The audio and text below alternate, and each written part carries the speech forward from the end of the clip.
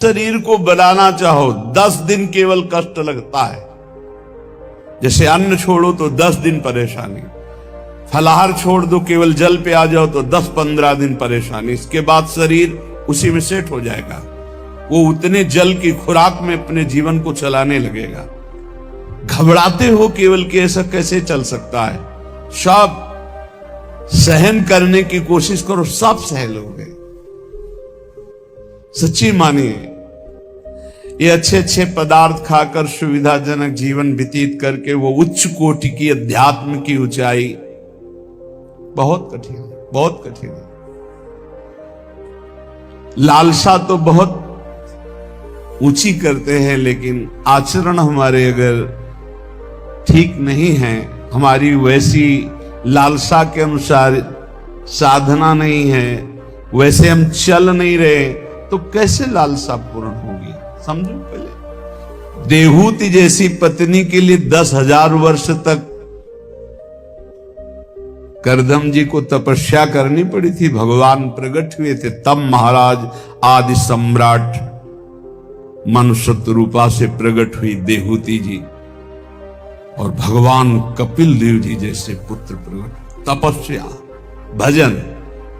बोले जो मंद बुद्धि वाले हैं, अच्छा खाने को मिल रहा है, सुविधाजनक रहने को मिल रहा है, दिन कट रहा है, दिन काटने के लिए मिला है। अरे एक एक मिनट सार्थक करने के लिए, काटने के लिए नहीं। दांती पीस के भजन होता है। देखो हम बताएं तुम्हें अनुभव की बात, 10-5 मिनट भजन में मन लग जाएगा जो अच्छा अभ्यास किए हो। शब्द याद रखो, या हम खाई पी बातें कहते हैं। अगर भजन का अभ्यास अच्छा कर रहे हो तो 10-5 मिनट, बहुत 20 मिनट घसीट ले। इसके बाद वो संकल्प विकल्प खड़ा करेगा, बेमतलब की बातें सामने, और भजन को रोकने की कोशिश करेगा। चलाओ, एक मंत्र चलाना, दूसरा नहीं चलाना, एक पकड़ लो मंत्र। 20 मिनट के अंतर्गत आप हमारे अनुभव को देख लेना, एकदम दृश्य खड़े करना लगेगा। और ऐसा उल्टा चले गए, बस ऐसे होता है, दांती पीस के उसको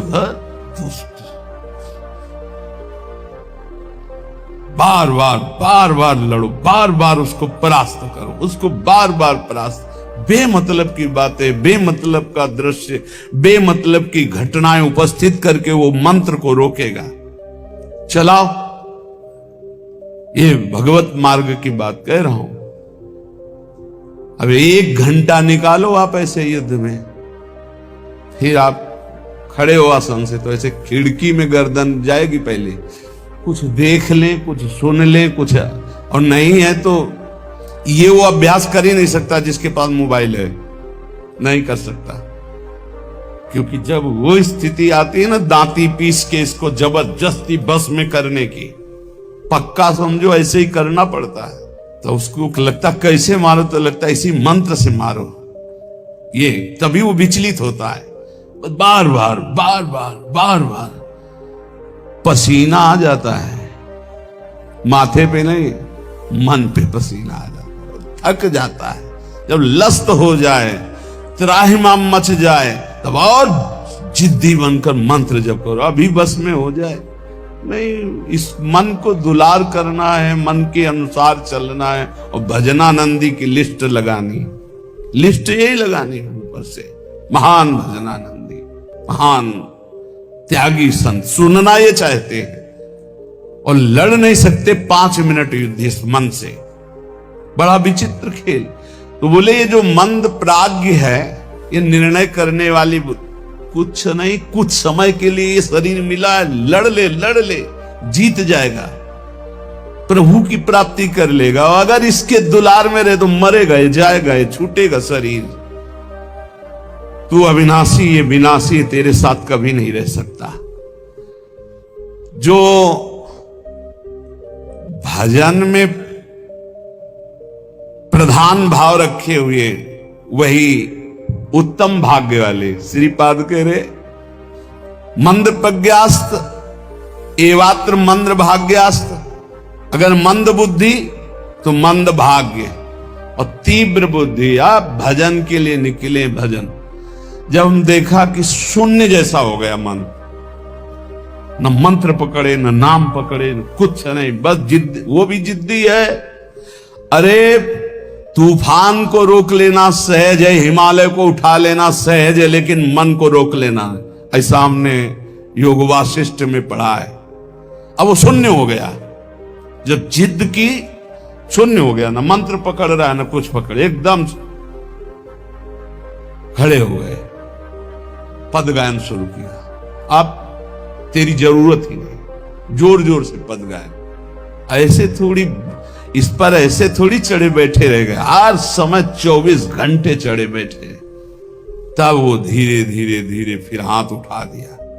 अब वो जब सहयोग करने लगा तब आनंद आने लगा, और जब आनंद में डूबने लगा तो परिपक्व हो गया। फिर उसको थोड़ी देर बहुत विघ्नकारी, अंदर ही अंदर खत्म, न मंत्र में लग रहा है न नाम में लग रहा है, न एकदम शून्याकार स्थिति।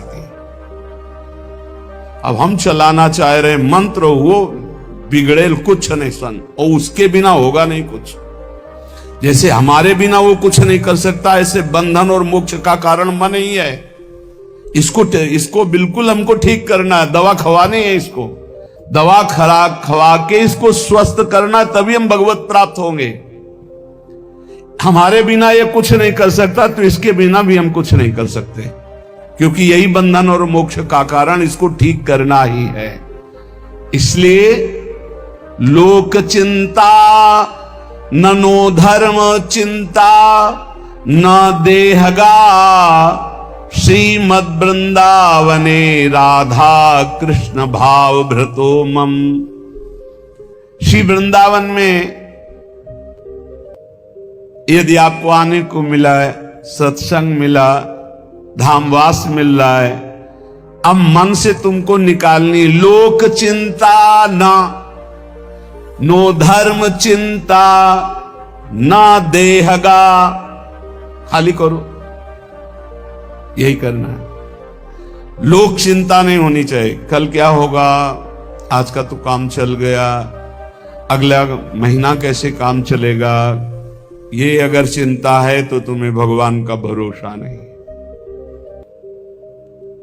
ये भजन के समय ज्यादा प्रपंच रचेगा, किसका देना है, किसका लेना है, किसने कब 10 साल पहले किसने गाली दी थी, 10 साल पहले, वो सब याद करवाएगा। मन जलेगा, उसने ऐसा क्यों कहा था, उसने अब पकड़ो कि इस समय मंत्र जपने के लिए बैठे हुए, प्रपंच करने के लिए बैठे हुए। नहीं देखो ना, यही करता है। आप जब बिल्कुल एकाग्रता पूर्वक टीवी देखते हुए तो फिर बढ़िया है, फिर कोई परेशानी नहीं। एक कुर्सी में और आदमी बैठा लो, फिर माला ले लो, कोई परेशानी नहीं। ये हम उनकी बात कह रहे हैं जो असंग होकर मंत्राकार वृत्ति कर रहे हैं, उनकी। तब इसकी असलियत समझ में आती कि मन हमारा इस समय दोस्त है या दुश्मन। भजन के एकदम विरुद्ध खड़ा हो जाता है। लोक चिंता, अभी क्रियाओं की भी चिंता करो, भजन हो जाएगा, अभी तो वो करना है, अभी वो करना है। वो जिस समय भजन में बैठो उस समय ये सोच लो कि अगर आसपास आग लग जाए तो भी हम नहीं उठेंगे। आसपास आग लगी हो तो भी नहीं उठेंगे। योगक्षेमम वहाम में हम करने वाले भगवान मुझे उठाया आके या आग को शीतल करें, उनका विषय है। और सच्ची कहते हैं यदि जब चल रहा है तो अग्नि की भी ताकत नहीं कि आपके रोम को झुलसा दे, यदि सत्य भाव में स्थित हो। प्रहलाद जी को आग में झोंक दिया गया, कबीरदास जी को आग में झोंक दिया गया, कुछ नहीं हुआ, क्योंकि आग में जो दायिका शक्ति है वो प्रभु के द्वारा दी गई है, प्रभु ने ही प्रकट की है। पूरी लंका जल गई, हनुमान जी महाराज की पूंछ के बार में भी झुलसन नहीं हुई। क्यों? ताकर दूत अनल जे सिरजा, जरा न सोते कारण गिरजा। बोले उनके दूत हैं जिन्होंने अग्नि का सृजन किया है, अग्नि की रचना की, जिन्होंने अग्नि को प्रकट किया है, अग्नि में जो दायिका शक्ति दी है। लोक चिंता ना, अगर आपको भगवत प्राप्ति करनी है तो तुम्हें कल की चिंता नहीं करनी। अभी वर्तमान में जो कर्तव्य है, भजन, मन को परमात्म तत्व में लगाना, और शरीर से जो भी क्रियाएं हों, कुछ समय तो ऐसा रखो जो क्रियाहीन भजन हो। शांत, हम तो कहते हैं माला भी मत लो उस समय, ईमानदारी वाला भजन कह रहे हैं। शांत बैठ जाओ, बस केवल आंखों के सामने मंत्र चलाओ, चाहे आंख बंद करके चाहे खुला करके, और बस देखो ये कहां जाता है। जहां जाए फिर इसको दौड़ा के लाओ इसी मंत्र पे, जहां जाए फिर दौड़ा के लाओ बार बार। मंत्राकार वृत्ति 10 मिनट ऐसा साधन करोगे तो कई घंटे के भजन का फल मिल जाएगा। देखते हुए 10 मिनट भजन करोगे तो कई घंटे जप का फल मिल जाएगा। बहुत प्रभाव है मानसिक चिंतन करते हुए मंत्र जपने का। पर उस समय लोक चिंता ना, और ना धर्म चिंता कि अभी हमारा ये कर्तव्य है, उस समय नहीं। और ना देहेगा, अरे बड़ा दर्द हो रहा है, ये दर्द हो रहा है, वो दर्द हो रहा है। तुम्हारे किसी के दर्द तो कभी कभी होता होगा, हमारा दर्द का तो संबंध हो गया है, दर्द से हमारा तो संबंध हो गया है। जैसे तुम्हारा स्वाभाविक कभी बुखार आदि आवे तो शरीर में पीड़ा होती ना, ऐसी हमारे तो रोज बनी रहती है। इसके ऊपर उठे तब कांखना हो आएगा कि बहुत दर्द हो रहा है, फिर ऐसा आएगा। जितना तुम्हें कांखने पे आता है उतना तो रोज हमें रहता है, उतने का तो अभ्यास है इस शरीर को। उसके ऊपर जब होता है तब पकड़ के चलने की बात आती है। देहगा, और आप सच्ची मानो ऐसी स्थिति में भी गुरु कृपा से, गुरु प्रसाद से, जो बैठने की, जो टहलने की, जो चिंतन की दिनचर्या, उस पर कोई फर्क नहीं। वैसे ही देह की भी चिंता नहीं करनी, धर्म की भी चिंता नहीं करनी, लोक की, जीवन की भी चिंता नहीं करनी। कूद पड़ो, इस मार्ग में कूद पड़ो, खजाना ही खजाना हाथ में आ जाएगा। श्रीपाद कहते हैं जब कोई ऐसे भजन करता है तब उसके अंदर भावना श्यामा श्याम की जागृत होती है। तब भावोत्सवेन भजताम रस काम धेनु। संत वाणी, महापुरुषों का प्रत्येक वचन भगवत प्राप्ति के लिए बहुत अमृतमय सहायक है। कह रहे हैं अंधी करोमि भुवनम बधरी करोमि धीरम सचेतन अचेतनताम नयामि कृत्यम न पश्यति नयेन हितम शृणोति धीमान धीतमति न प्रतिसंदधाति। जो व्यक्ति बात बात पे क्रोध करता रहता है वो अपने भजन को छीण कर देता है, उसका भजन फलदायी नहीं हो पाता। अंधी करोमि, वो अंधा हो जाता है और ऐसे बात बोल देता है, ऐसी क्रिया कर देता है, ऐसी चेष्टा करता है, ऐसा संकल्प बना लेता है, उसका भजन क्षीण हो जाता है। क्रोधी पुरुष का भजन क्षीण हो जाता है, वो भगवत प्राप्ति कराने में समर्थ नहीं होता। अंधी करोमि भुवनम बधरी करोमि, गुरुजन उसे बोले समझावें तो उसको गुस्सा आ जाएगा, वो बहरा हो जाता है, उनकी बात नहीं सुन, वो अंधा हो जाता है, वो चेतन होते हुए जड़ हो जाता है। बस वो मैं ऐसा कर सकता हूं, मैं ऐसा कर दूंगा, वो अपने परम कर्तव्य को भूलकर अहित की बात बोलना लगता है, गाली गलौज करना। इसलिए बुद्धिमान पुरुष को चाहिए, जो भगवत प्राप्ति करना चाहता, इस क्रोध रूपी शैतान से बचे। ये आ गया तो ना गुरुजनों की बात सुनेगा, ना देखेगा, ना समझेगा, जड़ जैसा हो जाएगा और बहुत गंदी गंदी बातें बोलने लगे, गाली गलौज, अपराध प्रवृत्ति, हिंसा आदि। जो उपासक भगवत प्राप्ति करना चाहता है इस क्रोध से बचे। क्रोध बहुत ही हानिकारक है। ये बहुत अच्छा रहेगा, बहुत पक्के हो जाओगे। जब घर से निकले तो जन्मभूमि से थोड़ा ही निकले थे कि मन ने डरवा दिया, भोजन कहां करोगे, कौन देगा भोजन। ये तो अभी तो शुरुआत ही हुई कि इसने हमारा साथ ही देना बंद कर दिया, बिल्कुल घबराहट पैदा कर दी। कहां रहोगे, कौन तुम्हारा पालन पोषण करेगा, कौन तुम्हारी रक्षा करेगा, इतने प्रश्न उठा दिए पर कदम नहीं रुका, खड़े नहीं हुए, भागे। कहीं कोई जग न जाए, कहीं कोई देख न ले, तो भागते गए और उत्तर देते गए मन को, प्रभु जहां जैसे रखेंगे वैसे रहूंगा, प्रभु भूखे रखेंगे तो भूखा रहूंगा, प्रभु अगर पिटवाएंगे तो पिट लूंगा, प्रभु मरवा डालेंगे तो मर जाऊंगा, कदम पीछे नहीं लौटाऊंगा। पता नहीं पूर्व का कुछ होगा ऐसा। वही शब्द पूरे जीवन भर उत्तर देता रहा इस मन को। जब इसने पछाड़ मारने की कोशिश की ता उसको वही उत्तर नहीं, तो कदम आगे बढ़ते चले गए। महासहानि दुखानि सुखान्युन्मादकानि वा। अब कोई दुख नहीं है। क्यों?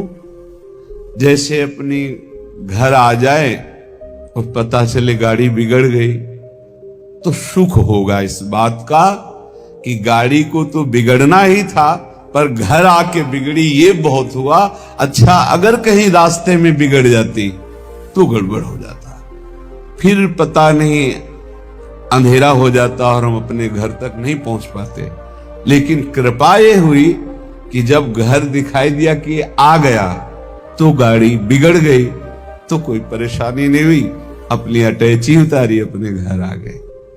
ऐसे महासुखानी, पक्का विश्वास करो, यदि आप पहले से तैयार रहोगे दुखों से लड़ने के लिए, तो आप कभी प्रश्न नहीं करोगे कि हमारे साथ भगवान ऐसा क्यों कर रहे हैं।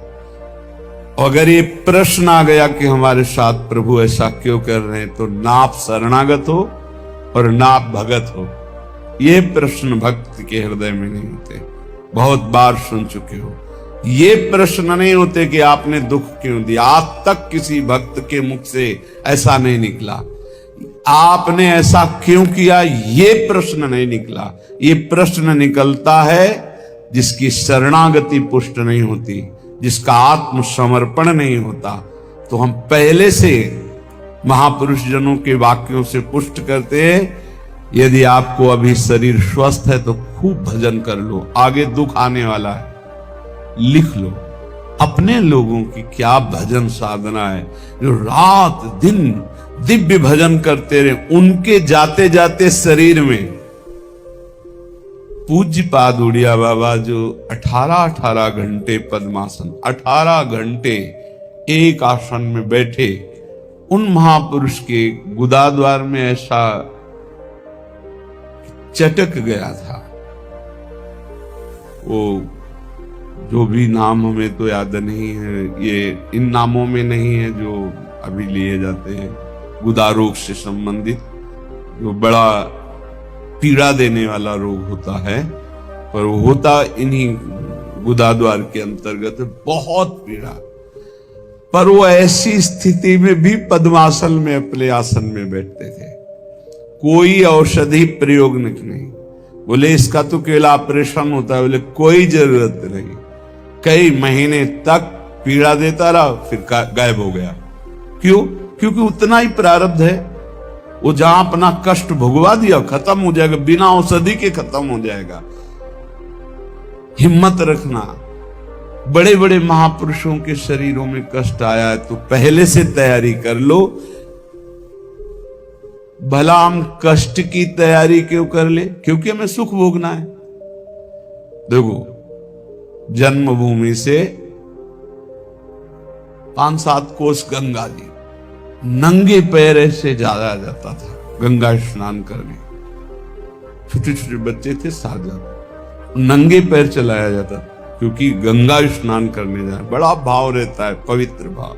जाग साष्टांग दंडवत। तो ये गर्मी सहते हुए नंगे पैर जा रहे हैं, गंगा स्नान करके फिर नंगे पैर आ रहे हैं। क्यों? क्योंकि गंगा जी पाप हारणी है। पाप नष्ट होगा तो क्या होगा? बोले सुख मिलेगा। सुख की लालसा से इतना कष्ट सह रहे, निर्जला एकादशी रह रहे हैं, एक बूंद पानी नहीं पी रहे, कष्ट सह रहे। ये कष्ट क्यों सह रहे? बोले इससे भगवान की भक्ति मिलेगी, पाप नष्ट होगा, हृदय में शांति सुख मिलेगा, धर्म बनेगा। जानबूझ करके जो कष्ट सहा जाता है, उससे जो जानबूझकर पाप किए गए वो भस्म हो जाते हैं। तो हम पहले से महासहाने दुखानी, भक्ति मार्ग में चलने के लिए पहले से कमर कस लें। हमारा अपमान होगा, हमारे शरीर में असाध्य रोग हो सकता है, हमें कोई भारी संकट विपत्ति घेर सकती है। क्यों? क्या भक्ति मार्ग वाले को ही मिलता है? नहीं, भोगना तो सबको पड़ता है, पर भक्ति मार्ग वाले को तैयारी इसलिए करनी कि वो लड़खड़ा के रुक न जाए, उसको इस क्षेत्र को क्रॉस ही करना है। इतना सबको क्रॉस करना पड़ता है। जैसे आगे की यात्रा बड़ी सुखद है, पर 1 किलोमीटर बहुत कष्टप्रद है, तो आप पहले तैयारी कर लीजिए, जल पी करके, खा पी के तैयार कर कि अब हमको 1 किलोमीटर कष्ट में व्यतीत करते हुए दौड़ना है। ऐसे जाता है इस मार्ग में। तो खा पी के, शास्त्रों का स्वाध्याय करके, सत्संग सुन करके, संतों के चरित्र सुनकर हम परिपक्व होते कि ऐसी भीषण कष्ट की अवस्था में भी मुझे भजन करना है। और भाग पड़ो, रुको मत। देखो, अगर इस मार्ग में तुम्हें जीतना है तो एक जिद्दी स्वभाव बनाना होगा। ये हमारे अनुभव की बात है। बड़े महापुरुषों के जीवन दिनचर्या को देखकर उसी का नकल करने की कोशिश की, अनुसरण करने की कोशिश की कि वैसे ही चलना है। कैसी भी परिस्थिति हो, हमारी दिनचर्या नहीं टूटनी चाहिए, बस आप जीत जाओगे। जरा सा कुछ शरीर में होता है तो कहां है वो, दिखाई नहीं, थोड़ा शरीर अस्वस्थ है। ये विषयी पुरुषों का होता है, ये शब्द विषयी पुरुषों का होता है, भगवत पार्षद साधकों का नहीं होता है। साधकों का नहीं होता है। किसी भी परिस्थिति में अगर जान है तो दिनचर्या है, पकड़ो, हमें ले चलो। नहीं, ऐसे चलने लायक नहीं, चलो व्हील चेयर में बैठा लो, ले चलो, ये हमारा टाइम है चलने का, चलाओ।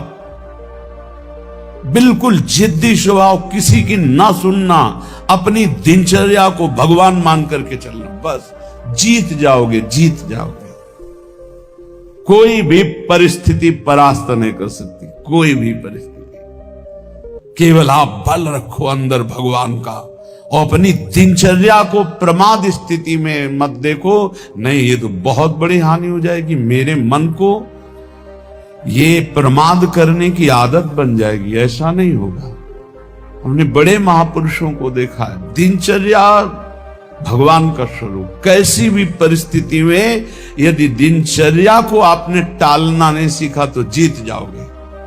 हम जहां खड़े होते हैं वहीं खड़े होंगे, जिस टाइम खड़े होते हैं उसी टाइम खड़े होंगे, जिस टाइम बैठना उसी टाइम बैठेंगे, जिस टाइम लेटना उसी टाइम लेटेंगे। हर काम घड़ी से होता है, 1 मिनट का अंतर कभी नहीं। तो ऐसे नहीं, लड़ना सीखो, हारना नहीं। बड़ी भीषण गर्मी है, पहली बार सृष्टि में गर्मी पड़ रही है। ये गर्मी कटती थी काशी के घाटों में, जहां नीचे पत्थरों से लपट उठती थी।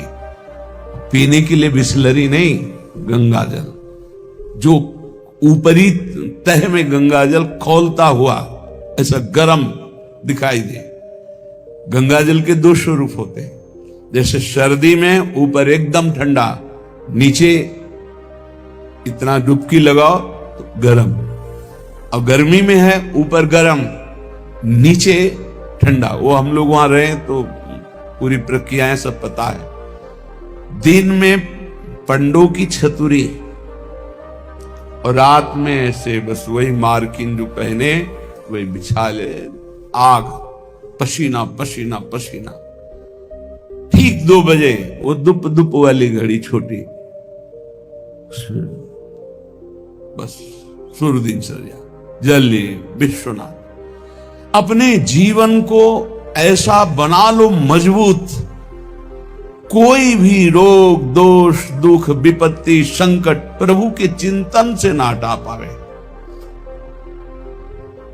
वो देखते हैं, प्रभु देखते मेरे लिए कितना समर्पण है, मेरे लिए अब तो कष्ट है ऐसा। आप आराम से शयन करना सीखे अगर, तो आप साधक नहीं है। आज तक कभी चलो सोया जाए ऐसा दिमाग में रख के नहीं लेटा गया है। करवट लिए बेडरूम मंत्राकार वृत्ति, सीधे लेटे मंत्राकार वृत्ति। अब जब आ गई नींद आ गई, अपने समय से फिर उठ गए। हम सोने के लिए नहीं लेटते, हम लेटकर भी भजन करते हैं, भजन के लिए लेटते हैं। हम इसलिए बता रहे हैं कि इसको पकड़ो, यही तुम्हारी लड़ाई है। जब तुम खाली लेटोगे सोने के लिए, तो काम वेदना और नाना प्रकार के विषय चिंतन उस समय हावी होंगे। और जब तुम भजन करते हुए भजन की वृत्ति में लेटोगे, तो लेटे लेटे मंत्र सुन रहे हो, भजन कर रहे, कब सो गए आपको पता नहीं चला, निर्विकार स्थिति में। और जब जगोगे तो निर्विकार स्थिति में। और ऐसी स्थिति में जब स्वप्न आएंगे तो निर्विकार भजन वाले महापुरुषों का सानिध्य, भगवत प्रेमी संतों का संग। कैसे तुम्हें बताएं, एक से एक कोई दिन ऐसा नहीं जिस दिन एक से एक महापुरुषों का मिलन ना हो, एक से एक महापुरुषों का मिलन। क्यों? भगवान सब रूपों में है, उन्हीं की शरण में, उन्हीं का निरंतर चिंतन है, तो वो अपने भक्त का मनोरंजन करते हैं। भक्तों का मनोरंजन किससे होता है? भगवान से। भक्त जन मनोरंजन भगवान का नाम। तो कैसे मनोरंजन? जैसे आदमी थक जाता है तो बोले अभी लगाओ थोड़ी देर देखे, तो भक्त को विश्राम देने के लिए भगवान क्या करते? स्वाप्न में अपनी दिव्य लीलाएं, कभी किसी भक्त का सानिध्य, कभी वो जगह परमानंद में डूब रहा है। आज तो हमें कबीरदास जी के दर्शन हुए, आज तो हमें महापुरुष के, आज राधा बाबा के एकदम आनंद मगन। आज तो प्रभु देखो कैसी ये लीला दिखाई, बड़े बड़े दिव्य भाव। कब? जब शयन करने के लिए शयन नहीं कर रहे, भजन करते हुए शयन कर रहे। जितना हमारा समय है लेटने का, बस उतना ही समय है, उसके अलावा नहीं। थक गए होगे आप, लेट जाओ। आसपास जैसे सेवा में जो रहते हैं, हाँ ठीक लेट जाएंगे। अभी 35 मिनट है लेटने वाले समय को। फिर खड़े हुए, 4 कदम चल के फिर बैठ गए। आप पूरा हो जाओ, बिल्कुल समय हो गया। कांटे पे समय आया, लेट गए। कांटे पे समय आया, उठ गए। इससे आपको वो पावर मिलेगा जो आपको परास्त नहीं कर सकता। जब साधक के सुनते हैं कि वो थोड़ा स्वास्थ्य आज अनुपस्थित इसलिए रहे, साधक का मतलब होता है कि उठ के चल ना पावे तो ए भाई हाथ जोड़ो 2 जनों से, हमको उठा के वहां ले चलो। उपस्थिति अनिवार्य है, हम वहां उपस्थित रहेंगे। हमारा ये समय उपस्थित रहने का है। बैठ नहीं पाएंगे तो सीढ़ी में लेट के सुनेंगे, लेकिन हम वहां उपस्थित रहेंगे। ऐसा जब जिद्दी स्वभाव होता है, तब माया मां की तरह दुलार करती कहती निकल जाओ। तो महासहानि दुखानि, ऐसे किसी के विषय में अगर जानना है तो या तो सोई जाने जे देव जनाई, और या हर समय रात दिन उनके साथ रहो तो जान सकते हो। बाहर से तो आप केवल कुछ समय के दृश्य को देखोगे, अपनी बुद्धि के तराजू में तोलोगे तो तुम्हारी बुद्धि कितनी है वो तुम हरि जाने। महासहानि दुखानि, ये शब्द बहुत अमृत है। यदि ऊपर उठना है तो इस शब्द को गले लगाना पड़ेगा। भगवत मार्ग में चलना है तो इस शब्द को गले लगाना पड़ेगा। महासहानि दुखानि, तब आगे आएगा सुखान्युन्माद का निवा, महान उन्माद प्रकट करने वाला सुख मिलेगा। फिर वृंदावन दृढ़ प्रीति, प्रिया प्रीतम से, वृंदावन से, नाम से दृढ़ प्रीति प्रकट हो जाएगी। खत्म संसार चक्र। श्रीमद वृंदाटवी कुंज पुंजे नित्य विहारिणौ, गौर श्याम महाश्चर्य किशोरौ मम जीवनौ। श्री वृंदावन के निकुंजों में जो नित्य विहार करने वाली गौर श्याम महाश्चर्य में जोड़ी है, यही मेरा जीवन है, यही मेरा सर्वस्व है। मंद प्रज्ञास्त एवात्र मंद भाग्यास्त एव ही, ये वृंदावन माश्रित राधा कृष्ण न भेजिरे। स्वामी अनंग बोधाश्रम स्वामी जी, देखो ऐसी धूप में रेत कैसी होती जानते हो? जैसे चना डाल दो तो भून जाए ऐसी रेत होती गंगा जी। हम चले हैं उस पे रहे हैं, पैर रखो तो ऐसा लगता है जैसे तपते हुए तवा में रख दिया। जो यहां शुष्क रेत है ना, एकदम सूखी रेत, वो बिल्कुल भुनी हुई, ऐसे लगते है कि बस अन्न डाल दो तो लावा बन जाए, भुन जाए, ऐसी रेत। वो आप दिगंबर उसी में रहते थे, रात दिन 24 घंटे। जैसे दोपहर में कोई बहुत दया करके भिक्षा देने जाता, अरे स्वामी जी, अरे स्वामी, पैर रखते नहीं बोलता, ऐसे कहे, ऐसे रेत लेते, ऐसे अच्छा खड़ा हो जाए शीतल। और आपकी त्वचा ऐसी जैसे कहने में अशुद्ध लगता है, जैसे पशुओं की त्वचा होती, ऐसे त्वचा हो गई। प्रकृति का वार पूर्ण सहते हुए